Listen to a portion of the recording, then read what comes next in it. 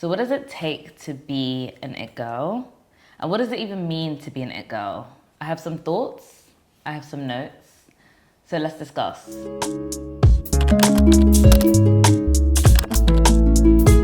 be honest, I kind of can't believe with this whole series how much like free game and all the thoughts in my brain that I like give out, especially because this is typically reserved for my clients and the talent and businesses that I consult with on a day-to-day basis and have worked with for years and years. But this is something that's been on my mind because we've spoken so much, especially like in the last 2 or 3 years on social media, about what is an it girl, who qualifies, what does it take, and I think we're missing a couple of key points.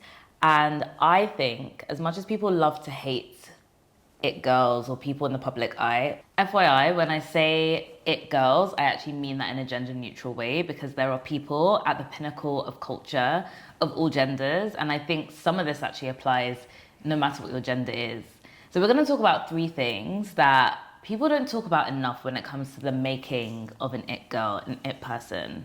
I'm going to stick to it girl because I feel like it person, does that even get people excited? It doesn't really flow, right? So there are 3 things, in my view, that are the building blocks for creating it girls and it people that aren't just viral. They're not necessarily even content creators. They don't even have to be. They're the people who live in our minds rent-free. They're the people who we low-key aspire to be like. They're the people who influence our fashion choices, maybe our dating choices, our career choices, our university degree choices. And sometimes they're the people that we love to hate, because love and hate, as they say, is like 2 sides of the same coin, right? So let's talk about these 3 factors of what it takes to make an it girl. So number 1, the first thing that you need is a clear aesthetic, a clear point of view, right? Before we even talk about what these people do, who they are, there is always a look to them that people want to replicate, right? And this train of thought really got triggered by me when I was watching a documentary, and it was talking about Mary J. Blige, Lil' Kim, and Missy Elliott, and how they were the first kind of more rap adjacent artists to be featured in high fashion magazines. And it was the 3 of them together, and they looked cohesive. They could have almost been like a girl group, right? They had distinct styles, but it was like a collective taste level that they were promoting. They also were on each other's songs, right? So they had, again, a point of view. When I say point of view, I don't necessarily mean an opinion. I mean, when you look at them, they represent a distinctive culture, a distinctive movement, a distinctive aesthetic, right? I also think about Paris Hilton and Nicole Richie in the early 2000s and their wider girl group. You know, you immediately think of the LV Murakami bag. You immediately think of like the Juicy Couture tracksuit, the bleached blonde hair, sometimes the frosted lips. That is an aesthetic, that is a point of view, and their whole vibe, not just visually, but their whole vibe was about like going out, partying, like spending loads of money that maybe they inherited or that they got given. They weren't necessarily working in the traditional sense. And that is a motif, that is a point of view, that is a theme. And that's something that I talk about a lot on this channel, which is like, how can you build themes and motifs and ideas that people can lock in and latch onto, because that's what allows you to be remembered. That's how you build a movement. That's how you build an energy. And in the same documentary, I was also looking at the editorial class from like the 90s. So when I say that, I mean like Andre Leon Talley, I mean Grace Coddington, and I mean Anna Wintour. Aesthetically, they all had different aesthetics, but as a group, they were like the fashion crew that you wanted their stamp of approval. There is this idea, there is this important, almost requirement, I'd say, like a subtle requirement to have a clear aesthetic, have a clear point of view. Moving on to number 2, people really underestimate the power of an informal or a formal collective when it comes to becoming an it person, an it girl. You can be part of a group, right? So in every example I've just given you before, there was actually a group of people that I referenced, right? 2 to 4 people, if not more, that were living together, rolling together in the same social circles, had a complementary aesthetic. And I think that's like a very big thing that can sometimes be overlooked, right? And I can give you examples from every corner of the earth. So in number 1, I gave you lists of names and groups that were kind of prevalent in the early 2000s, 2010s, and 90s. But let's just bring it all the way up to our era now. When I think about someone like Hailey Bieber, who definitely has a grip on culture and in my view is one of these it people, she is actually associated with and continues to associate herself with a wider group of friends. You know, you have the Kendall Jenners, the Justine Skies, and all the various other people who have kind of oscillated in her world. And she brings them onto her YouTube channel. You know, I think she has like a bathroom series where she talks with them, and you can see who's like in her world because they talk about like private jokes, or you see them in paparazzi photos, and there's like a long story. They're not just random acquaintances. They've had a long history. And for an it person, part of your allure, part of what makes people interested in you is the world that exists around you. And that world can really be personified and identified through your friendships. It can really be amplified through those friendships because then it allows you to go out and do XYZ activity. It allows you to go out to a restaurant. It allows you to have a vibe that people are like, oh, I want to be in that group. So not just I want to be her, but I want to be in that group. I want to be her friend. And also allows people to kind of almost like trade trump cards and be like, which one are you more like in the group? And I think that's really interesting. So I'm going to give you another example in a different aspect of culture. Three Nigerian guys, they don't do the same thing, but they all associate with each other every so often. And you can see them kind of cross over into each other's worlds. And I think that is Clint, the founder of Cortez. That is Gabriel Moses, the director, photographer, and that is Sloan, the visual artist, right? If you follow any of them or you know anything about them, it's likely that you would have seen the other two. If you follow one, you know the other two, or you know of the other two, or you've seen their work.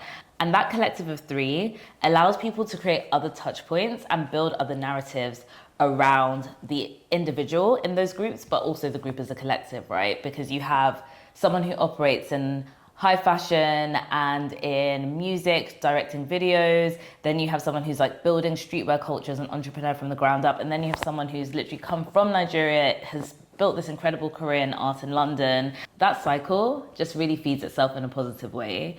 And it goes back to the age-old adage that, you know, like birds of a feather, the 5 people you're around with the most help you develop as a person, all those things. It's like you can almost like iron sharpens iron, bounce off each other, even if it's not explicitly, even if you're not saying, hey, we're a group and we're bouncing off each other, everybody is seeing that. And what you say in life is equally as important as what is not said, but what is maybe portrayed and also what can be inferred by other people watching what you do. So it's being aware of all those things. And that's me kind of deriving all of these notes from this group of people in a similar way. And this kind of happened after the fact. But when I thought about these collectives, I also thought about the PayPal Mafia. Now, if you don't know who the PayPal Mafia is, it's the first sort of 20 or so people who are working at PayPal at the very early stages. Obviously, PayPal is a massive company, and not only is PayPal itself a huge company now, but many of those people in the early stages became very wealthy through, you know, the growth of the startup and created their own businesses off the back of it. I think Stripe has come off the back of it. I think Tesla is also in the PayPal Mafia family. So when those individuals who are in that group go out into the next phase of startup land and do something, people know that, oh, they're part of the PayPal guys, even though that group never really got formed until after the fact. And it was a phrase that started to get coined by the media, really, not really by them. But again, it still kind of amplifies this point that the power of the collective can really change in a positive way how people see you as an individual. And it's kind of a cheat code, right? It's easier to craft your personal image when there's 3 or 4 people around you who are also crafting similar images at the same time. It just gives you you like jump a couple of levels. You don't need to say as much because it's happening all around you, and I think that's really exciting. So connected to the PayPal Mafia is also this idea of skill and having a talent. What I think is super powerful, and I feel like this actually more applies to the new era of it girls, not the old era of it girls. So before, in the old days, there was this whole thing around like socialites and people who party, and you know, they don't really have a job. We don't really know who they like, what they do, but they have such glamorous lives and have access to wealth that that's like more than enough for us. I definitely think that in this age of, you know, some people might say hypercapitalism, others might just say, you know, we're in an age where we respect businesses a lot more than before. But I personally think that this idea of like having tangible talents and skills really amplifies this whole story, because now you're not just known for existing and either like looking good or being in all the right places. You actually have a certain level of value to bring to the table that people respect, but you also have something that people can benefit from, and you're able to impact your community in a positive way. Even if you're not going out of your way to say, I'm a philanthropist or I'm working in charity, you have a way of adding value and becoming an authority in your space that maybe was less prioritized in the old days of media. Whether you're a creative director, you're a founder, you're a designer, you're an entrepreneur, when people have something that they can look up to and that they respect and that they can derive value from, I think it just gives a better and stronger and bigger level of gravitas and like weight to what you're doing. So an example of this that I always think about is Bean Trill, which existed kind of at the peak of Instagram, like 2015, 16 kind of times. And it included people like Virgil Abloh. It included people like Jerry Lorenzo, the founder of Fear of God. It included people like Alex Williams. And they all had very specific skills that people knew about, but then they were able to amplify those after Bean Trill like kind of stopped running. And Bean Trill was like a DJ / party collective. So you had Virgil operating specifically there in his like DJ strength specifically, as well as like creative. And you had Jerry Lorenzo operating in this, the person that you need to know in every city, which is what allows him to actually then develop Fear of God, his relationships, and various other designers and creatives in that collective. So again, I think there's something in this modern era, when I say modern, I mean like in the last like 10 years and in the future. So this idea again that like, yeah, I'm someone that people want to know. Yes, maybe I have a certain point of view and an aesthetic, but also I'm actually doing something that is exceptional. I have a talent, I have a skill, and I'm really putting it to work. Those three things combined, for me, are the recipe for the future of what it takes to make an it girl, what it takes to make people who really are entrenched and ingrained in cultural consciousness. And I think there's many ways that you can do it.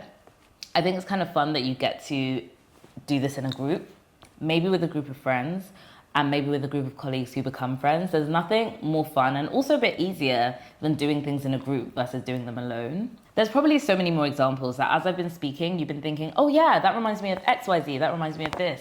Have a look at them and see what other parallels you can draw. I'd be really interested to hear who you started to think of when I said all these examples, and maybe what other qualities you would add to this. And I would also look back at your own life, look at the people you know and think, actually, there are little clusters of it people all around, and you may not be known on a global scale. You may be known in your community, you may be known in your city, but that is how I'm thinking about building cultural entities right now. That's how I'm thinking about being able to have a command on the mindsets and the behaviors of a certain like group of people, a certain aesthetic, a certain culture. And I think it's pretty watertight. Like the examples I've given really span across so many different aspects of culture, and it seems to apply in every context. I'd love to know what you think.